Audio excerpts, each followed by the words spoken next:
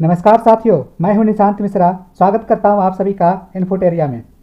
आज के इस वीडियो में हम देखेंगे भारतीय संविधान एवं राज्य व्यवस्था के कुछ प्रश्न जो बीपीएससी द्वारा हाल ही में पूछा गया है। तो आइए देखते हैं आज का पहला सवाल। सवाल है, इनमें से कौन कैबिनेट मिशन के सदस्य नहीं थे? ऑप्शन है P Lawrence, A B Alexander, J Andrews, इनमें से कोई नहीं। और इसका सही उत्तर है सी एंड्रयूज।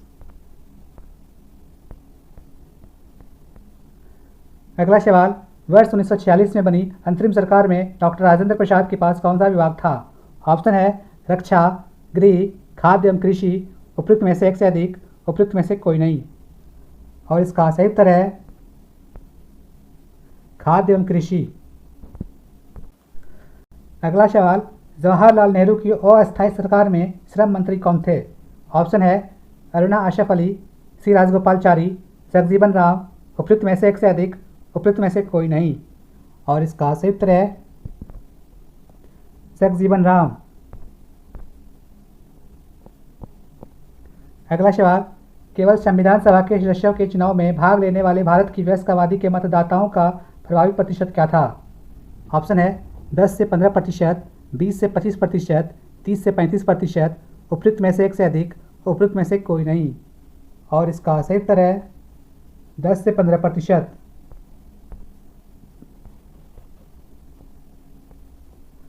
अगला सवाल, भारतवर्ष में संघवाद के संदर्भ में निम्नलिखित में से कौन सा कथन सत्य है? एक अर्धसंघीय राज्य देश के अंतर्गत भारतीय संघवाद का परिणाम है। भारतीय संघवाद देश में एकल राज्य व्यवस्था स्थापित करता है। भारतीय संघवाद सुदृढ़ एकात्मक आधार के साथ क्षैतिज नहीं है। उपयुक्त में से एक से अधिक, उपयुक्त में से कोई नहीं। और इसका सही उत्तर है एक अर्धसंघीय राज्य देश के अंतर्गत भारतीय संघवाद का परिणाम है। अगला सवाल, किस अनुच्छेद के अंतर्गत अध्यक्ष सदन के किसी सदस्य को उसकी मातृभाषा में बोलने की इजाज़त देता है?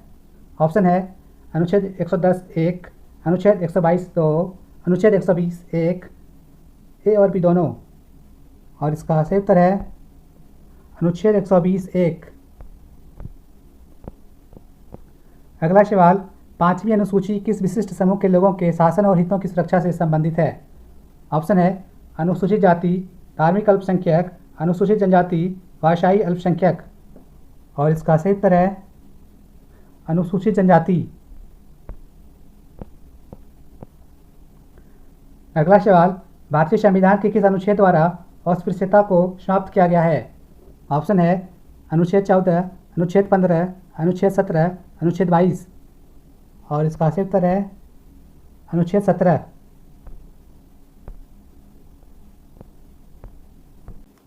अगला सवाल, सिक्किम भारतीय संघ का पूर्ण राज्य बन गया।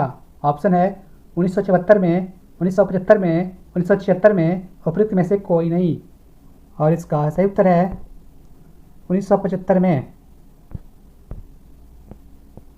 अगला सवाल, समुद्र पारीय भारतीय नागरिकता योजना भारत में निम्नलिखित में से किस अधिनियम द्वारा प्रारंभ की गई थी?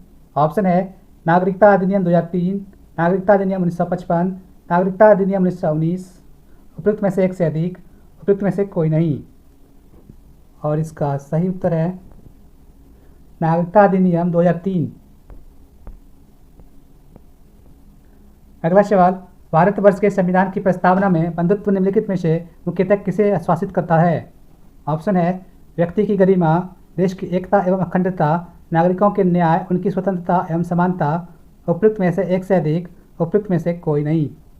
और इसका सही उत्तर है उपयुक्त में से एक से अधिक।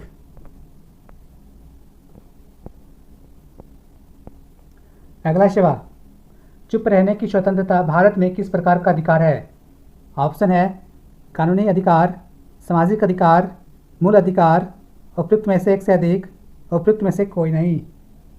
और इसका सही उत्तर है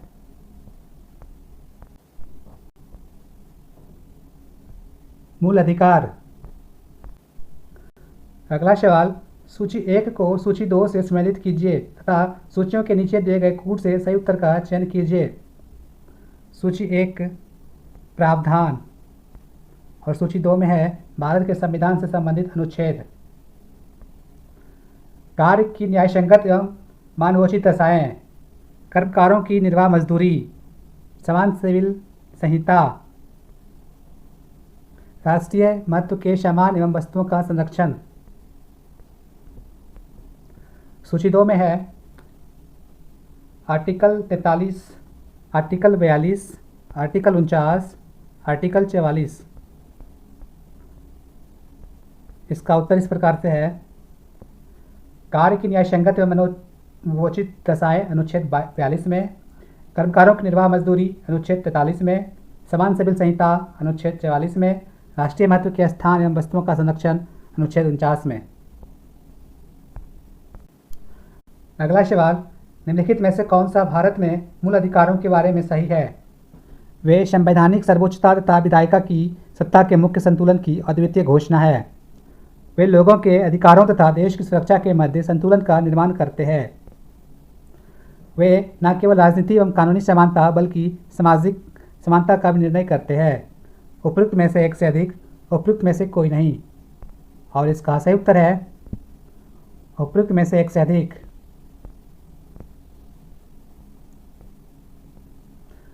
अगला सवाल, अपराधों को दोष सिद्धि के संबंध में भारतवर्ष के अंतर्गत निम्नलिखित में से कौन सा कथन सही है?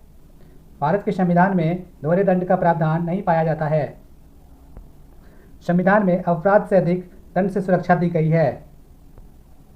देश में उसी अपराध के लिए एक सरकारी कर्मचारी के विरुद्ध न्यायिक तथा विभागीय कार्यवाहियां की जा सकती है। उपयुक्त में से एक से अधिक, उपयुक्त में से कोई नहीं। और इसका सही उत्तर है उपयुक्त में से एक से अधिक। अगला सवाल, भारतीय संविधान में मौलिक अधिकारों के विचार का संदर्भ किस देश से लिया गया है? ऑप्शन है आयरलैंड, संयुक्त राज्य अमेरिका, यूनाइटेड किंगडम, कनाडा। और इसका सही उत्तर है संयुक्त राज्य अमेरिका। अगला सवाल, भारतीय संविधान में राज्य के नीति निर्देशक सिद्धांत की अवधारणा किस देश के संविधान से ली गई थी? ऑप्शन है इंग्लैंड, स्विट्जरलैंड, आयरलैंड, उपयुक्त में से कोई नहीं। और इसका उत्तर है आयरलैंड। अगला सवाल, निम्नलिखित में से कौन सा भारत के संविधान के अंतर्गत मूल कर्तव्य है? ऑप्शन है देश की एकता एवं अखंडता को कायम रखना, प्राकृतिक पर्यावरण को सुरक्षित करना, अपने बच्चे को शैक्षिक अवसर प्रदान करना, उपयुक्त में से एक से अधिक, उपयुक्त में से कोई नहीं। और इसका सही उत्तर है उपयुक्त में से एक से अधिक। अगला सवाल, भारत में प्रेस स्वतंत्रता लोगों को प्राप्त है क्योंकि? ऑप्शन है यह संसद की विधि के तहत लोगों के लिए उपलब्ध है, यह भारत के संविधान में विशेष रूप से प्रदत्त है, यह विचार विभक्ति की स्वतंत्रता के अधिकार में निहित है, उपयुक्त में से एक से अधिक, उपयुक्त में से कोई नहीं। और इसका सही उत्तर है यह विचार विभक्ति की स्वतंत्रता के अधिकार में निहित है। अगला सवाल, भारत की नव उद्घाटित संसद में सांसदों के लिए कुल कितनी सीटें हैं? ऑप्शन है 888, 1272, 1326, उपयुक्त में से एक से अधिक, उपयुक्त में से कोई नहीं। और इसका सही उत्तर है 1272। अगला सवाल, भारत की संसद के नए भवन की प्रभारी वास्तुकार का नाम क्या है? ऑप्शन है अरुण गोयल, पद्मश्री बिमल पटेल, अनूप राय, उपयुक्त में से एक से अधिक, उपयुक्त में से कोई नहीं। और इसका सही उत्तर है पद्मश्री बिमल पटेल। अगला सवाल, भारत एकीकृत न्यायपालिका रखता है क्योंकि? ऑप्शन है भारत में एक मौलिक विधि तथा सर्वोच्च स्तर पर सर्वोच्च न्यायालय और उसके नीचे उच्च न्यायालयों के साथ न्याय पाया जाता है। उच्च न्यायालयों के न्यायाधीश राष्ट्रपति द्वारा नियुक्त किए जाते हैं। उच्च न्यायालय केंद्रीय शासन के एक उपभाग के रूप में गठित किए गए हैं। उपयुक्त में से एक से अधिक, उपयुक्त में से कोई नहीं। और इसका उत्तर है उपयुक्त में से एक से अधिक।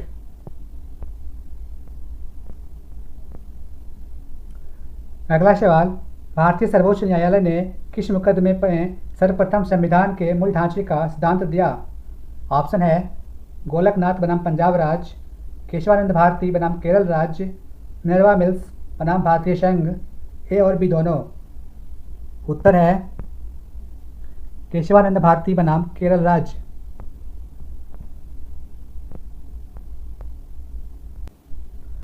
अगला सवाल, कॉलेजियम प्रणाली के बारे में निम्नलिखित कथनों पर विचार कीजिए।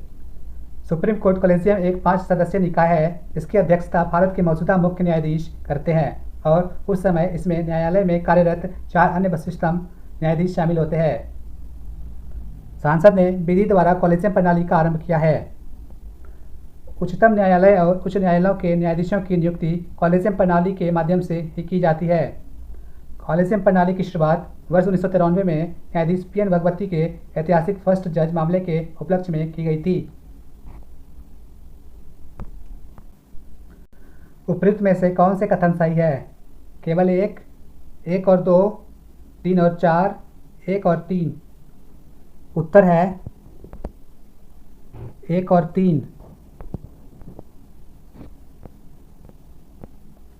अगला सवाल, मौलिक अधिकारों को लागू करने के लिए न्यायालय निम्नलिखित में से किसे जारी कर सकता है? ऑप्शन है डिक्री, रीट, अध्यादेश, उपयुक्त में से एक से अधिक, उपयुक्त में से कोई नहीं। इसका उत्तर है रीट।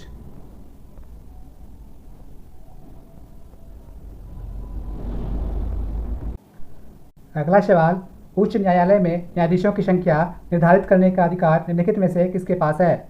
ऑप्शन है राष्ट्रपति, राज्य के मुख्यमंत्री, प्रधानमंत्री, सांसद। उत्तर है राष्ट्रपति।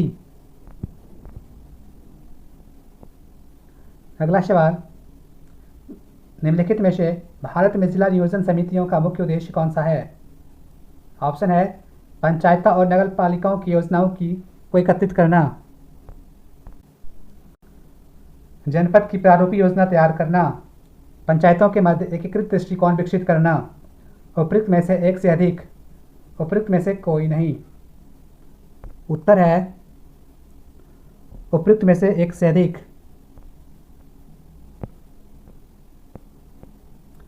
अगला सवाल, भारत की केंद्रीय सरकार का पंचायती राज मंत्रालय निम्नलिखित में से किस वर्ष निर्मित हुआ था?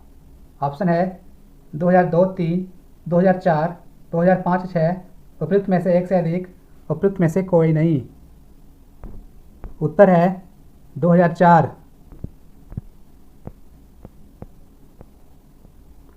अगला सवाल, किसी वित्तीय आपातकाल की स्थिति में अनुच्छेद 360 को लागू करने का परिणाम निम्नलिखित में से कौन सा है? राष्ट्रपति राज्यों को राज्य मामलों के संबंध में सेवारत सभी या किसी वर्ग के कर्मचारियों के वेतन और भत्ते कम करने का आदेश दे सकते हैं। राज्य विधानमंडल द्वारा पारित धन विधेयक या अन्य वित्तीय विधेयक को राष्ट्रपति के विचारार्थ आरक्षित रखने की आवश्यकता नहीं है। राष्ट्रपति उच्चतम न्यायालय और उच्च न्यायालयों के जजों के साथ संघ मामलों के संबंध में सेवारत सभी या किसी वर्ग के कर्मचारियों के वेतन और भत्ते कम करने का आदेश दे सकते हैं। राज्य विधानमंडल द्वारा पारित होने के बाद धन विधेयक या अन्य वित्तीय विधेयक राष्ट्रपति के विचारार्थ आरक्षित रखी जाएगी। नीचे दिए गए कूट का प्रयोग कर सही उत्तर चुनिए। ऑप्शन है केवल 1, 3 और 4, केवल 2, केवल 1 और 2, उपयुक्त सभी। उत्तर है केवल 1, 3 और 4।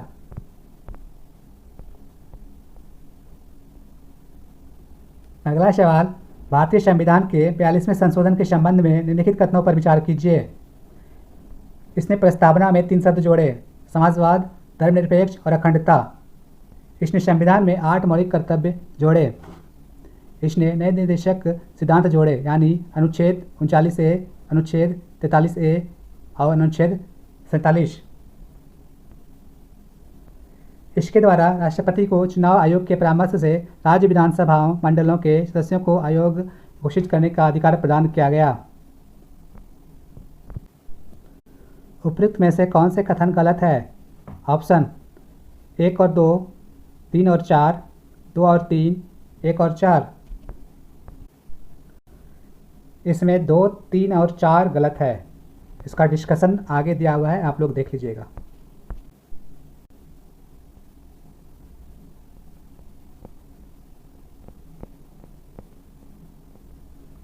अगला सवाल, दूरदर्शन का ध्येय वाक्य है। ऑप्शन है बहुजन हिताय बहुजन सुखाय, सत्यम शिवम सुंदरम, सत्यमेव जयते, उपयुक्त में से एक से अधिक, उपयुक्त में से कोई नहीं। इसका उत्तर है सत्यम शिवम सुंदरम। अगला सवाल, भारत में दबाव समूह निम्नलिखित में से किससे पीड़ित है। ऑप्शन है संस्कृतिवाद, विचारधारा में प्रतिबद्धता की कमी में, देश की राजनीति में स्वयं भूमिका की कमी से, उपयुक्त में से एक से अधिक, उपयुक्त में से कोई नहीं। और इसका सही उत्तर है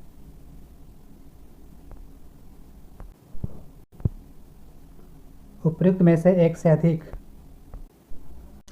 अगला सवाल, सूची 1 में सूचीबद्ध राजनीतिक दलों की और सूची 2 में उनकी स्थापना के वर्ष के साथ सम्मिलित कीजिए।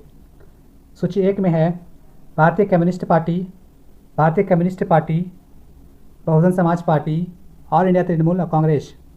सूची 2 में है 1964, 1998, 1925, 1984। नीचे दिए गए कूट का प्रयोग कर सही उत्तर चुनिए।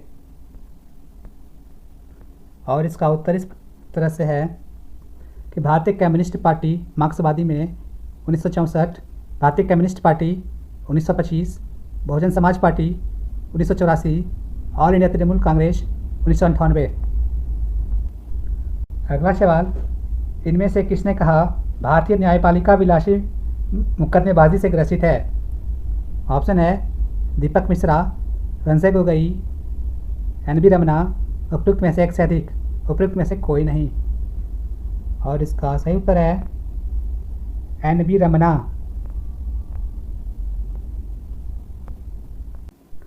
अगला सवाल, निम्नलिखित में से कौन सा बुनियादी मूल्य सभी नेताओं द्वारा भारत के संविधान पर विचार विमर्श हेतु संविधान निर्मात्री सभा के मिलने से बहुत पहले ही स्वीकार कर लिया गया था। ऑप्शन है सार्वभौमवयस्क मताधिकार, स्वतंत्रता और समानता का अधिकार, अल्पसंख्यकों के अधिकारों का संरक्षण, उपयुक्त में से एक से अधिक, उपयुक्त में से कोई नहीं। और इसका सही उत्तर है उपयुक्त में से एक से अधिक।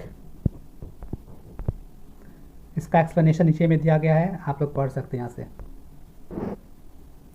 अगला सवाल, सूची 1 को सूची 2 से सम्मिलित कीजिए और सूचियों के नीचे दिए गए कूट से सही उत्तर चुनिए। सूची 1 में है भारत में नारी कल्याण हेतु अधिनियमों के नाम और सूची 2 में है अधिनियमों से संबंधित वर्ष। फिर देखते हैं सूची 1 को। सूची 1 में है विशेष विवाह अधिनियम, दहेज निषेध अधिनियम, समान पारिश्रमिक अधिनियम, नारी वशिष्ठ प्रतिनिधित्व अधिनियम।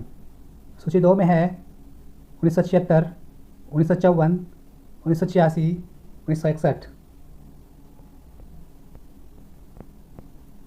और इसका उत्तर इस तरह से है विशेष विवाह अधिनियम 1954, दहेज निषेध अधिनियम 1961, समान पारिश्रमिक अधिनियम 1976, नारी वशिष्ठ प्रतिनिधित्व अधिनियम 1986।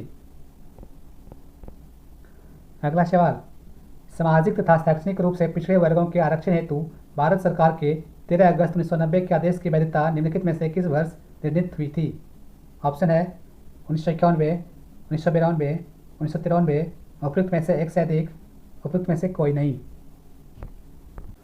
और इसका सही उत्तर है 1992। अगला सवाल, भारत के किस संस्था का आदर्श वाक्य है धर्मो रक्षति रक्षितः, कानून तभी रक्षा करता है जब उसकी रक्षा की जाती है। ऑप्शन है अनुसंधान और विश्लेषण विंग, भारतीय सेना, भारत का सर्वोच्च न्यायालय, उपयुक्त में से एक से अधिक, उपयुक्त में से कोई नहीं। और इसका सही उत्तर है अनुसंधान और विश्लेषण विंग।